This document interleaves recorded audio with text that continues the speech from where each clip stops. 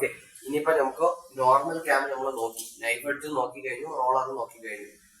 അതാണ് അതിന്റെ ഒരു നോർമൽ ക്യാം വരയ്ക്കുന്നതിന്റെ ബേസിക്. ഇനിയിപ്പോ ഓഫ് സെറ്റ് വരയ്ക്കുന്നത് എങ്ങനെ അത് പറയാം. ഇപ്പൊ സാധാരണ ഒരു ക്യാം വരയ്ക്കണമെങ്കിൽ നമുക്ക് എന്തൊക്കെ വേണം? ഒരു ഡിസ്പ്ലേസ്മെന്റ് ഡയഗ്രാം വേണം. ഡിസ്പ്ലേസ്മെന്റ് ഡയഗ്രാമത്തിന്റെ അകത്ത് വെച്ചാണ് നമ്മൾ അളവെടുത്ത് വരയ്ക്കുന്നത്. ഡിസ്പ്ലേസ്മെന്റ് ഡയഗ്രാം വേണം. പിന്നെ നമുക്ക് ക്യാമിന്റെ റേഡിയസ് തന്നിരിക്കും, ക്യാപിറ്റൽ ആർ, അത് വേണം. പിന്നെ തീറ്റ ഓ വേണം, തീറ്റ ഡി വേണം, തീറ്റ ആറും വേണം അല്ലേ? ഈ 4 ഐറ്റം വേണം. അപ്പം ഇത്ര സാധനം വേണം. പിന്നെ ഇതിന്റെ കൂട്ടത്തില് നമ്മളിപ്പോ സപ്പോസ് റോളർ ആണെങ്കിൽ നമുക്ക് റോളറിന്റെ റേഡിയസും കൂടെ വേണം അല്ലേ? ഇത്രയാണ് വേണ്ടത്. ഡിസ്പ്ലേസ്മെന്റ് ഡയഗ്രാം വേണം, ക്യാമിന്റെ റേഡിയസ്, ഔട്ട് സ്ട്രോക്കിന്റെ ആംഗിൾ തീറ്റ ഓ, വെല്ലിന്റെ ആംഗിൾ തീറ്റ ഡി, റിട്ടേൺ സ്ട്രോക്കിന്റെ ആംഗിൾ തീറ്റ ആറ്, പിന്നെ റോളർ ആണെങ്കിൽ റോളറിന്റെ റേഡിയസും കൂടെ വേണം. ഇത്ര ഐറ്റം ഉണ്ടെങ്കിൽ നമുക്ക് എന്തോന്ന് വരയ്ക്കാം? ഒരു ക്യാം വരയ്ക്കാം. പിന്നെ ഡിസ്പ്ലേസ്മെന്റ് ഡയഗ്രാം വരയ്ക്കാനാണെങ്കിലോ സ്ട്രോക്ക് വേണം, തീറ്റ ഓ വേണം, തീറ്റ ഡി വേണം, തീറ്റ ആറ് വേണം. ഇത്ര ഉണ്ടെങ്കിൽ എന്തോന്ന് വരയ്ക്കാം? നമുക്ക് ഡിസ്പ്ലേസ്മെന്റ് ഡയഗ്രാം വരയ്ക്കാം അല്ലേ? അതെ. ഇനിയിപ്പം വേറെ ഇനിയിപ്പോ ഓഫ് സെറ്റ് വരുമ്പോ ഇതിന്റെ അകത്ത് ഓഫ് സെറ്റിന്റെ ഇതും കൂടെ വരും. ഓഫ് സെറ്റിന്റെ എത്ര ദൂരം മാറിയിട്ടാന്നുള്ള സംഭവം കൂടെ വരും.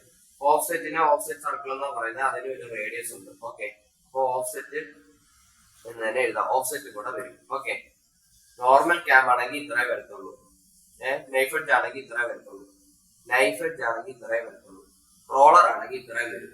ഇനി ഓഫ് സെറ്റ് ഉള്ള റോളർ ആണെങ്കിൽ ഇത്രയും വരും. ഇനിയിപ്പം ഓഫ് സെറ്റ് ഉള്ള നൈഫ് എഡ്ജ് ആണെങ്കിൽ ഇത്ര എണ്ണം വരും. ഓക്കെ, ശരി.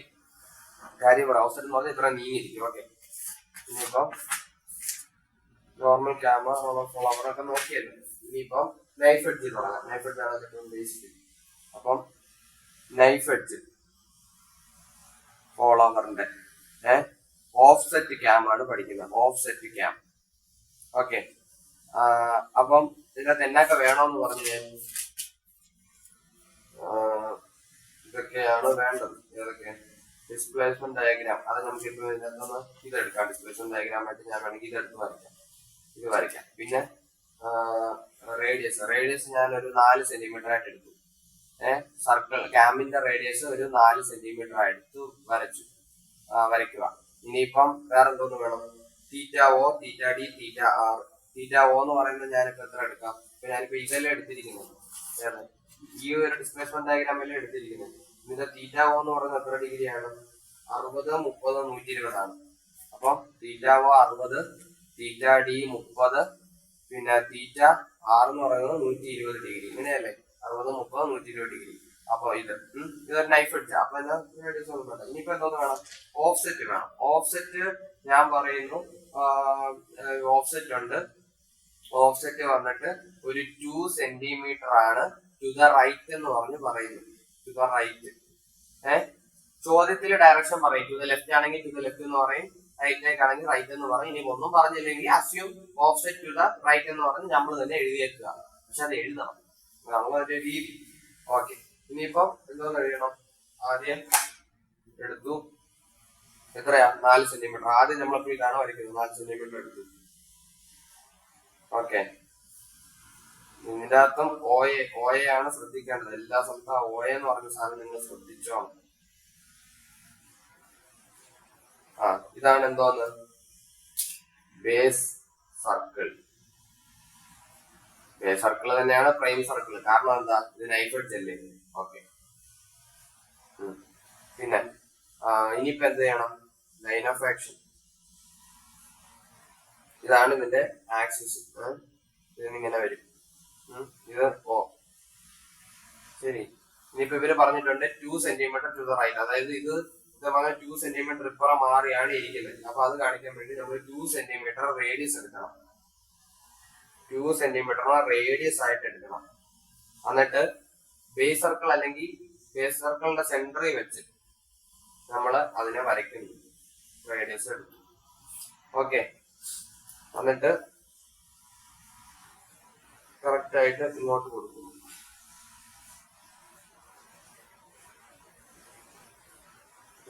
ഇത് നിങ്ങൾ ലൈൻ ഓഫ് ആക്ഷൻ കിട്ടിയില്ലെങ്കിലും കുഴപ്പമില്ല. ഞാൻ ജസ്റ്റ് ഫസ്റ്റ് ആയിട്ട് പറഞ്ഞുകൊണ്ട് ഇപ്പൊ അടുത്ത കണക്കുന്ന കഴിയുമ്പോൾ നിങ്ങൾക്ക് കറക്റ്റ് പ്രോപ്പർ സ്റ്റെപ്പ് മനസ്സിലാവും. എന്നിട്ട് ഇവിടെ നിന്ന് ഒരുപാട് വളയാതെ കറക്റ്റ് പെർപെൻഡിക്കുലർ തന്നെ പറ്റുമെങ്കിൽ അതൊരു പ്രൊട്രാക്ടർ വെച്ച് തന്നെ എടുക്കുക. എന്നിട്ട് എന്തോന്ന് ചെയ്യുക, ഇതിന് ലൈൻ ഓഫ് ആക്ഷൻ കൊടുക്കുക. ഇവിടെയാണ് ആക്ച്വലി ലൈൻ ഓഫ് ആക്ഷൻ കൊടുക്കേണ്ടത്. ഓക്കെ, ഇത് നൈഫ് എഡ്ജ് അല്ലേ, അപ്പം ഈ എൻഡിൽ തന്നെ നമുക്ക് നിർത്താം. കാരണം ഇവിടെയാണല്ലോ നൈഫ് എഡ്ജ് ഇങ്ങനെ വരുന്നത്. ഇത് സ്കെയിലും കൊണ്ട് ഇങ്ങനെ നൈഫ് എഡ്ജ് ഇങ്ങനെ വരയ്ക്കുക. ഓക്കെ, ഇങ്ങനെ വരച്ചേക്കാം. പിന്നെ ഇവിടെ ഈ ലൈൻ ഓഫ് ആക്ഷന്റെ ആവശ്യമില്ല. സപ്പോസ് ഇങ്ങനെ കിടന്നാലും കുഴപ്പമില്ല. ജസ്റ്റ് ഞാൻ കഴിഞ്ഞ ഓക്കെ. അപ്പൊ ഇതിനെ ഞാൻ എന്തോന്നായിട്ട് എടുത്തു, എ ആയിട്ട് എടുത്തു. ഓക്കെ, ഇതിനെ ഒ ആയിട്ട് എടുത്തു. ഏതാണ്? ബേസ് സർക്കിളിന്റെ സെന്റർ. എന്നിട്ട് ഈ മുട്ടുന്ന ഈ നൈഫ് എഡ്ജിന്റെ അറ്റവും ടിപ്പാണ് എന്തോന്ന്, എ. എല്ലാ കേസിലും അങ്ങനെയാണ്. അപ്പൊ ഇതെങ്ങനെയാണ് എടുത്തത്? ഇത് ഓഫ്സെറ്റ് എത്ര സെന്റിമീറ്റർ ആണ്? ഇതൊരു 2 സെന്റിമീറ്റർ ഓഫ്സെറ്റ് ആണ്. പിന്നെ ഇതെന്ന് പറയുന്നത് മൊത്തം 4 സെന്റിമീറ്ററിന്റെ റേഡിയസ് ആണ്. ഓക്കെ, 4 സെന്റിമീറ്റർ എടുത്ത് ബേസ് സർക്കിൾ വരച്ചു. Offset 2 centimetre to the right എന്ന് പറഞ്ഞിട്ടുണ്ട്. 2 സെന്റിമീറ്റർ എടുത്തൊരു ഇത് വരച്ചു. ഇതാണ് ഓഫ്സെറ്റ് സർക്കിൾ. ഇതാണ് എന്തോന്ന്, ഓഫ്സെറ്റ് സർക്കിൾ. ഓഫ്സെറ്റ് സർക്കിൾ എടുത്തെന്തോന്ന് വരച്ചു. എന്നിട്ട് അതിൽ നിന്ന് റൈറ്റിലേക്ക് ഒരു 2 സെന്റിമീറ്റർ എടുത്ത് ഇവിടെ നിന്ന് ഒരു ലൈൻ ഓഫ് ആക്ഷൻ കൊടുത്ത് മുട്ടിച്ചു. ഇതാണ് ടിപ്പാണ് എന്തോന്ന്, നൈഫ് എഡ്ജിന്റെ ടിപ്പ്, ഫോളോവറിന്റെ ടിപ്പ്. എന്നിട്ട് ഇതൊന്നും കൂടെ കൂട്ടി മുട്ടിക്കുക. ഇതാണ് എന്തോന്ന്, ഒ എ. ഇങ്ങനെയാണ് ഒ എ വരുന്നത്. അല്ലാതെ വേറെ എവിടെയെങ്കിലും കയറ്റി വരച്ചിട്ട് അത് ഒ എ എന്ന് പറഞ്ഞ് എടുത്തിട്ട് ഒ എന്ന് അളക്കാൻ പാടില്ല. ഒ എ എന്തിനാണ് എടുക്കുന്നത്? അവിടെ നിന്നാണ് നമ്മൾ മെഷർ ചെയ്ത് തുടങ്ങുന്നത്.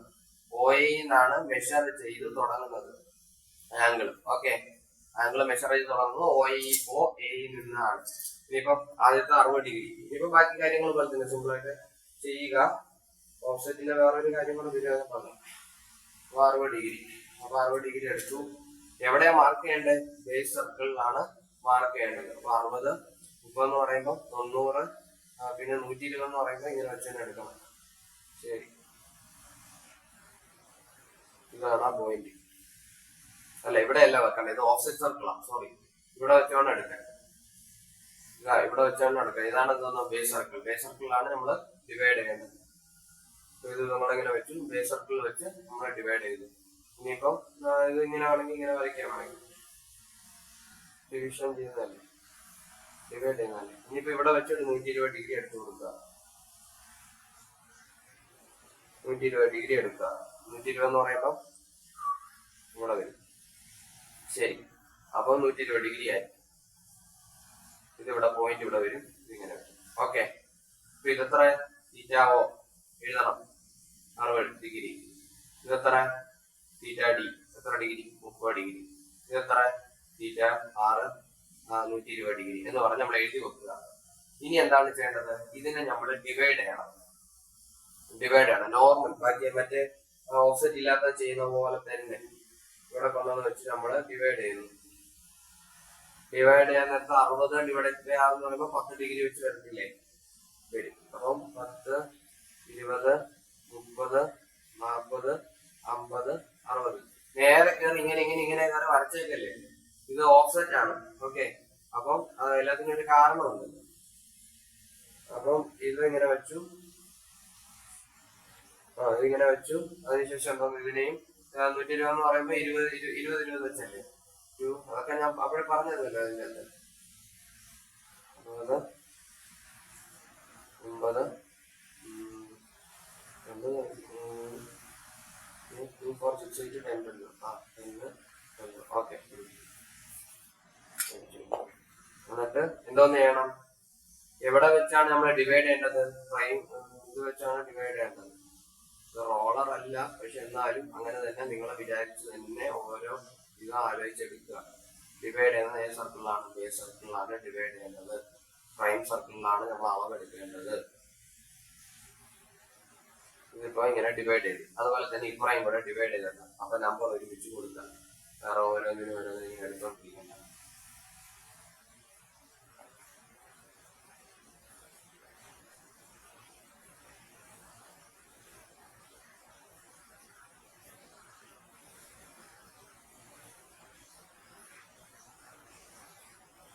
ഓക്കെ, ഇനിയിപ്പോ നമുക്ക് നമ്പർ കൊടുത്തേക്കാം. നമ്പർ അങ്ങനെ കൊടുക്കാം. ഇത് 0 1 2 3 4 5 6 കറക്റ്റ് 6 തീറ്റ ഡി ഓ അവസാനിക്കുമ്പോൾ തീരും. അതുപോലെ തന്നെ അടുത്തത് ഇത് 0 1 2 3 4 5 6 കറക്റ്റ് 6 കൊണ്ടിട്ട് അവസാനിക്കും. ഓക്കെ, ഇനിയാണ് എന്തോന്ന്, ഇനി നമ്മൾ സാധാരണ എന്നാ ചെയ്തത്, ഇപ്പൊ എല്ലാം ചെയ്തു, ഇതും എല്ലാത്തിനും സെയിം ആണ്. ഇനി ഇപ്പൊ നമ്മൾ ചെയ്യേണ്ടത്, നമ്മൾ സാധാരണ നോർമൽ ക്യാമറയിൽ നേരെ സെന്ററിൽ നിന്ന് കയറ്റി വെച്ച് നേരെ ഇങ്ങനെ വരച്ചു. പക്ഷെ ഓഫ്സെറ്റ് എന്ന് പറയുമ്പോൾ നിങ്ങൾ ഓർത്തോണം, ഓഫ്സെറ്റ് എന്ന് പറഞ്ഞാൽ ടാൻജൻഷ്യൽ എന്ന് പറഞ്ഞ് നിങ്ങൾക്ക് ഓർമ്മ വരണം. ടാൻജൻഷ്യൽ, ഒരു സർക്കിൾ ഇങ്ങനെ ഉണ്ടെങ്കിൽ ഈ സർക്കിളില് ഒരു ലൈൻ ഇങ്ങനെ വരയ്ക്കുമ്പം ഏതാണ്ട് ആ ലൈനിന്റെ ഒരു ഡോട്ട് മാത്രം ആ സർക്കിളിനെ ടച്ച് ചെയ്യുന്ന പോലെ ഇങ്ങനെ വരയ്ക്കുന്നതിനാണ് എന്തോന്ന് ടാൻജൻഷ്യൽ എന്ന് പറയുന്നത്. അതായത് ഒരു സർക്കിൾ ഉണ്ട്, അല്ലെങ്കിൽ സർക്കിൾ ഇങ്ങനെ കുറച്ച് കയറ്റി വരയ്ക്കാം, 2 പോയിന്റ് ഒക്കെ മുട്ടുന്ന പോലെ. പക്ഷെ ഒരു ലൈൻ കയറ്റി വരച്ചു കഴിഞ്ഞാൽ ആ ലൈനില് ഏതാണ്ട് സർക്കിളിന്റെ ഒരു ഡോട്ട് മാത്രം മുട്ടുന്ന പോലെ വരയ്ക്കുന്നതിനാണ് ടാൻജൻഷ്യൽ എന്ന് പറയുന്നത്. ഓക്കെ, അപ്പൊ ഞാന് 1 എടുത്തു. സാധാരണ നമ്മൾ എന്തോന്ന് ചെയ്തു, ഇങ്ങനെ ഓരോ ഇതിനെയും നമ്മൾ സെന്റർ വെച്ച് വരയ്ക്കും. പക്ഷെ ഇവിടെ സെന്റർ അല്ല, ഇതിനെ നമ്മൾ ടാൻജൻഷ്യൽ ആയിട്ട് എടുക്കണം. ഏതിനെ ടാൻജൻഷ്യൽ, ഏത് സർക്കിളിനെ ടാൻജൻഷ്യൽ ആയിട്ട് എടുക്കും? ഈ അകത്തെ ഓഫ്സെറ്റ് സർക്കിളിന്. അപ്പം ഏതാണ്ട് ഒന്നേ കുത്തി, ഈ സർക്കിൾ നിങ്ങൾക്ക് കാണാമോ? സർക്കിൾ കാണാമല്ലോ. അപ്പൊ സർക്കിളിൽ ഇതിങ്ങനെ വെച്ചിട്ട് ജസ്റ്റ് ഒരു പോയിന്റ് ടച്ച് ആവുന്ന പോലെ വെച്ചുകൊണ്ട് ഞാൻ ഇങ്ങനെ വരച്ചു. അതുപോലെ തന്നെ 2 വെച്ചിട്ട് ഒരു പോയിന്റ് ടച്ച് ആവുന്ന പോലെ വെച്ചുകൊണ്ട് ഇങ്ങനെ വരച്ചു. ഒരു പോയിന്റ് എവിടെ ടച്ച് ആകണ്ട, സർക്കിളിന്റെ ഓഫ്സെറ്റ് സർക്കിളിന്റെ ഇതില് ഒരു ഇത് ടച്ച് ആവുന്ന പോലെ ഇങ്ങനെ വരച്ചു. 4-മത്തേത് ബേസ് സർക്കിളിൽ നിന്നാണ് ഇത് വരയ്ക്കുന്നത്. ഓക്കെ ഓക്കെ, അപ്പം ഇതിവിടെ 6 എണ്ണം വരച്ചു. ഇനിയിപ്പം ഇതിന്റെ ഇടയ്ക്ക് എന്ന് പറയുമ്പോൾ അടുത്ത് ഇനി ഇവിടെ, ഇനി ഇതിനെ, ഇതെല്ലാം ടാൻജൻഷ്യൽ ആയിട്ട് തന്നെ, ഇതിനെ ടാൻജൻഷ്യൽ ആയിട്ട് തന്നെ. ഓക്കെ, വരയ്ക്കുന്നതാണോ?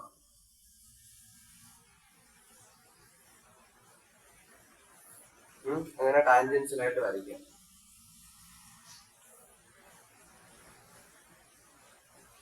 പുരിഞ്ചതാ?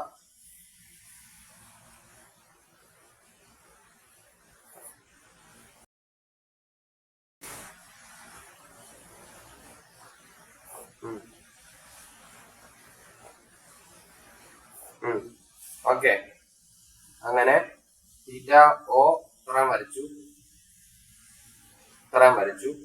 തീറ്റ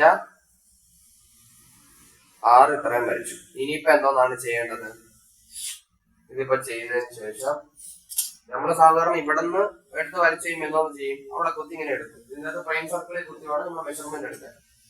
നൈഫ് എഡ്ജിന്റെ കേസിൽ ബേസ് സർക്കിളും പ്രൈം സർക്കിളും ഒന്നാണ്, അതുകൊണ്ട് ആ ഡോട്ടിൽ തൊട്ട് എടുത്താൽ മതി. ഇപ്പൊ നമ്മളെ ഡിസ്പ്ലേസ്മെന്റ് ഡയഗ്രാം എടുക്കുക. ഏതാ? ഇതല്ലായിരുന്നു ഡിസ്പ്ലേസ്മെന്റ് ഡയഗ്രാം. ഓക്കെ, അപ്പം ഈ 1ഉം ഈ 1' കൂടെ ചേർക്കുക. അതാണ് എന്തോന്ന് ഇത്. പ്രൈം സർക്കിളിൽ നിന്നാണ് അളവ് എടുക്കേണ്ടത്. നൈഫ് എഡ്ജിന്റെ കേസില് പ്രൈം സർക്കിളും ബേസ് സർക്കിളും ഒന്നാണ്, അപ്പൊ ഇവിടെ നിന്ന് അളവെടുത്തു.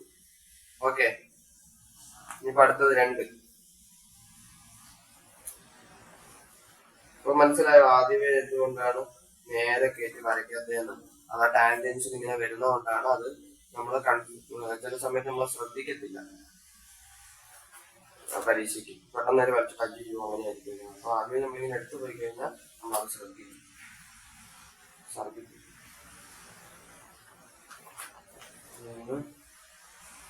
നമ്മളെ സ്കിപ്പ് ചെയ്തല്ലേ.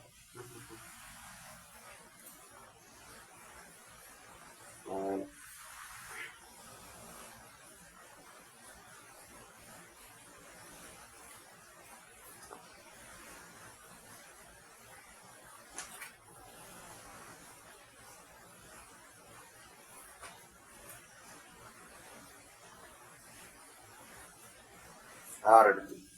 ഇനിയിപ്പോ അതിനുശേഷം അതേ 6 തന്നെ ഇവിടെ. ഓക്കെ, ഇനിയിപ്പോ 1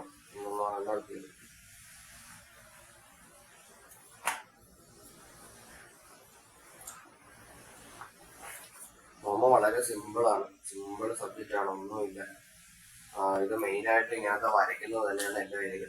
ആ വരയ്ക്കുന്ന മാത്രം നിങ്ങൾ സെറ്റായിട്ട് പഠിച്ചു കഴിഞ്ഞാല് സെറ്റായിട്ട് പഠിച്ചു കഴിഞ്ഞാൽ മാത്രമല്ല, നിങ്ങൾ വരച്ച് പഠിച്ചു കഴിഞ്ഞാൽ ഷുവറായിട്ടും നിങ്ങൾക്ക് സ്പീഡ് കിട്ടും. സ്പീഡ് കിട്ടിക്കഴിഞ്ഞാൽ നിങ്ങൾക്ക് എല്ലാ ചോദ്യം അറ്റൻഡ് ചെയ്യും. കാരണം പ്രീവിയസ് ഇയർ ക്വസ്റ്റ്യൻ പേപ്പർ നിങ്ങൾ എടുത്തൊന്ന് നോക്കണം.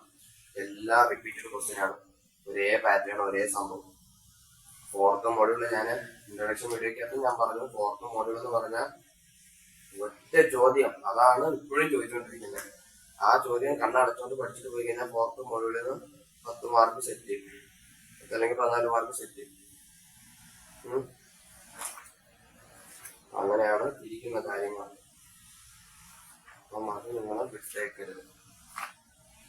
2nd മോഡൽ എന്ന് പറഞ്ഞാൽ ക്യാം, 5th മോഡൽ എന്ന് പറഞ്ഞാൽ മറ്റേ റൊട്ടേറ്റിംഗ് മാസ്. ശരി, അപ്പൊ അങ്ങനെ ഞാൻ വരച്ചു. ഇനിയിപ്പോ എന്നാ ഉണ്ട്, ഇത് നൈഫ് എഡ്ജ് ആയതുകൊണ്ട് നമുക്ക് കണ്ണും പൊട്ടി ഇങ്ങനെ വരച്ചാൽ മതി. നമ്മൾ എടുത്ത തൊട്ടിക്ക് കൂടെ ഇങ്ങനെ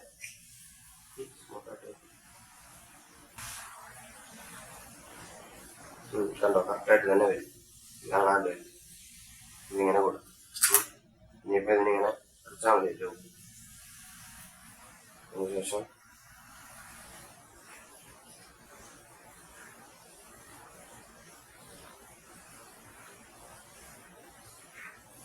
ഹൈലൈറ്റ് ചെയ്യുക,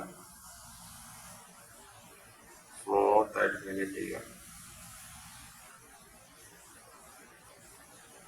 ഇവിടെ ഞാൻ ക്യാമ വരയ്ക്കാൻ പഠിച്ചു ഗൈസ്.